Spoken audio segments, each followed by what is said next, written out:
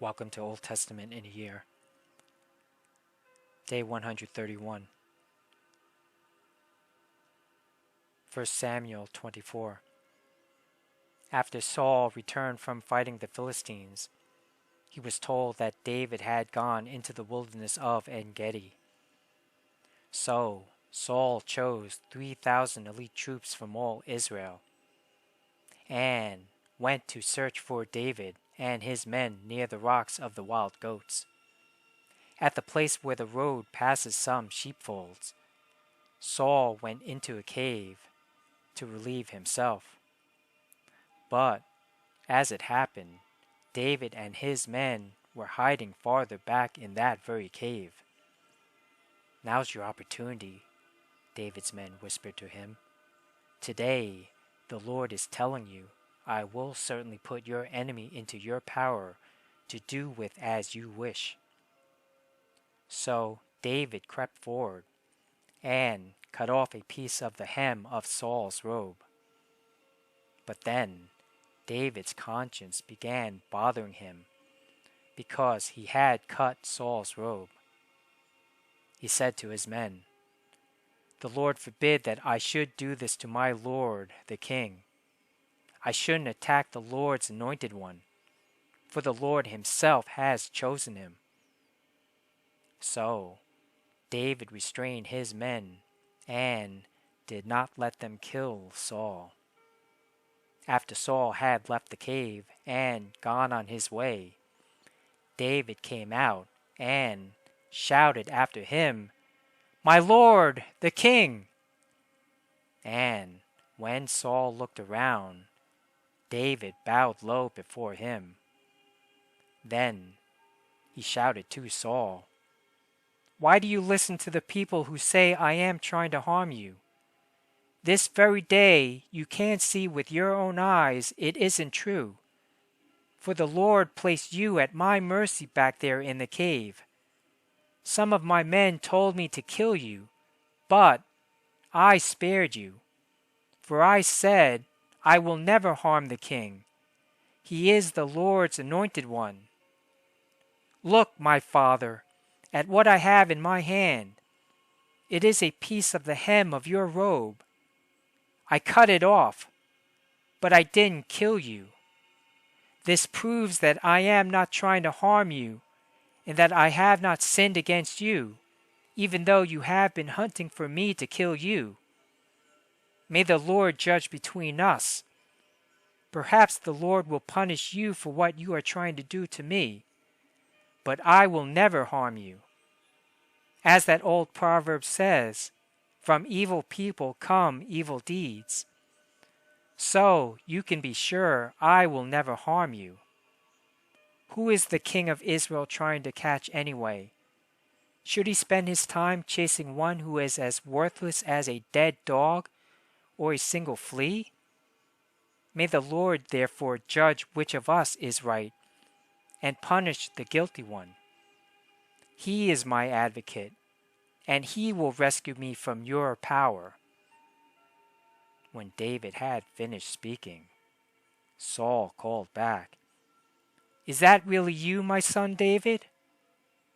Then he began to cry, and he said to David, "You are a better man than I am, for you have repaid me good for evil. Yes, you have been amazingly kind to me today, for when the Lord put me in a place where you could have killed me, you didn't do it. Who else would let his enemy get away when he had him in his power? May the Lord reward you well for the kindness you have shown me today. And now I realize that you are surely going to be king, and that the kingdom of Israel will flourish under your rule. Now, swear to me by the Lord that when that happens, you will not kill my family and destroy my line of descendants." So David promised this to Saul with an oath. Then Saul went home, but David and his men went back to their stronghold. 1 Samuel 25. Now Samuel died, and all Israel gathered for his funeral.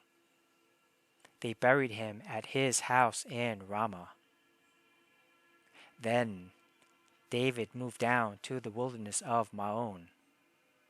There was a wealthy man from Maon who owned property near the town of Carmel. He had 3,000 sheep and 1,000 goats, and it was sheep shearing time. This man's name was Nabal, and his wife, Abigail, was a sensible and beautiful woman. But Nabal, a descendant of Caleb, was crude and mean in all his dealings. When David heard that Nabal was shearing his sheep, he sent 10 of his young men to Carmel with this message for Nabal: "Peace and prosperity to you, your family, and everything you own. I am told that it is sheep shearing time. While your shepherds stayed among us near Carmel, we never harmed them, and nothing was ever stolen from them. Ask your own men, and they will tell you this is true. So, would you be kind to us, since we have come at a time of celebration? Please, share any provisions you might have on hand with us, and with your friend, David." David's young men gave this message to Nabal in David's name, and they waited for a reply. "Who is this fellow David?" Nabal sneered to the young men. "Who does this son of Jesse think he is? There are lots of servants these days who run away from their masters. Should I take my bread and my water and my meat that I've slaughtered for my shearers and give it to a band of outlaws who come from who knows where?" So David's young men returned and told him what Nabal had said. "Get your swords," was David's reply, as he strapped on his own. Then 400 men started off with David, and 200 remained behind to guard their equipment. Meanwhile, one of Nabal's servants went to Abigail and told her, "David sent messengers from the wilderness to greet our master, but he screamed insults at them. These men have been very good to us, and we never suffered any harm from them. Nothing was stolen from us the whole time they were with us. In fact, day and night, they were like a wall of protection to us and the sheep. You need to know this and figure out what to do, for there is going to be trouble for our master and his whole family. He's so ill-tempered that no one can even talk to him." Abigail wasted no time. She quickly gathered 200 loaves of bread, 2 wineskins full of wine, 5 sheep that had been slaughtered, nearly a bushel of roasted grain, 100 clusters of raisins, and 200 fig cakes.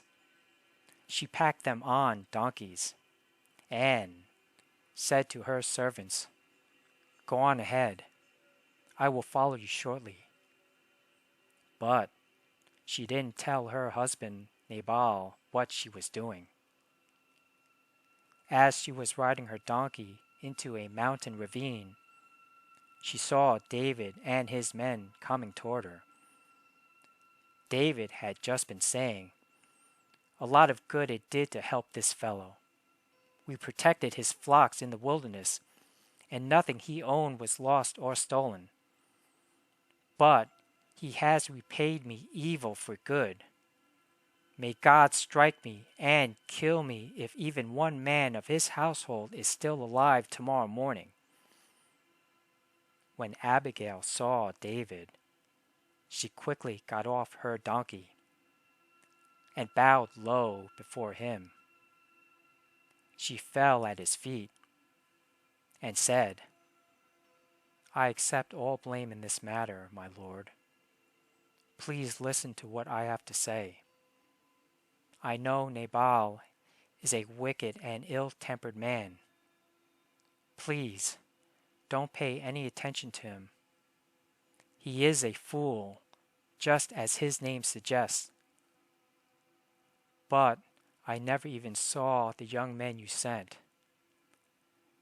Now, my lord, as surely as the Lord lives, and you yourself live, since the Lord has kept you from murdering and taking vengeance into your own hands, let all your enemies and those who try to harm you be as cursed as Nabal is.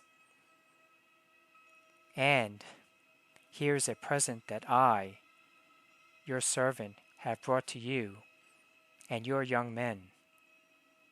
Please, forgive me if I have offended you in any way. The Lord will surely reward you with a lasting dynasty, for you are fighting the Lord's battles, and you have not done wrong throughout your entire life. Even when you are chased by those who seek to kill you, your life is safe in the care of the Lord your God, secure in His treasure pouch. But the lives of your enemies will disappear like stones shot from a sling. When the Lord has done all He promised and has made you leader of Israel, don't let this be a blemish on your record. Then your conscience won't have to bear the staggering burden of needless bloodshed and vengeance. And when the Lord has done these great things for you, please remember me, your servant." David replied to Abigail, "Praise the Lord, the God of Israel, who has sent you to meet me today. Thank God for your good sense. Bless you for keeping me from murder and from carrying out vengeance with my own hands. For I swear by the Lord, the God of Israel, who has kept me from hurting you, that if you had not hurried out to meet me, not one of Nabal's men would still be alive tomorrow morning." Then David accepted her present and told her, "Return home in peace. I have heard what you said. We will not kill your husband." When Abigail arrived home, she found that Nabal was throwing a big party and was celebrating like a king. He was very drunk, so she didn't tell him anything about her meeting with David until dawn the next day. In the morning, when Nabal was sober, his wife told him what had happened. As a result, he had a stroke, and he lay paralyzed on his bed like a stone. About 10 days later, the Lord struck him, and he died. When David heard that Nabal was dead, he said, "Praise the Lord, who has avenged the insult I received from Nabal, and has kept me from doing it myself. Nabal has received the punishment for his sin." Then David sent messengers to Abigail to ask her to become his wife. When the messengers arrived at Carmel, they told Abigail, "David has sent us to take you back to marry him." She bowed low to the ground and responded, "I, your servant, would be happy to marry David. I would even be willing to become a slave, washing the feet of his servants." Quickly getting ready, she took along 5 of her servant girls as attendants, mounted her donkey, and went with David's messengers. And so she became his wife. David also married Ahinoam from Jezreel, making both of them his wives. Saul, meanwhile, had given his daughter Michal, David's wife, to a man from Galim named Palti, son of Laish.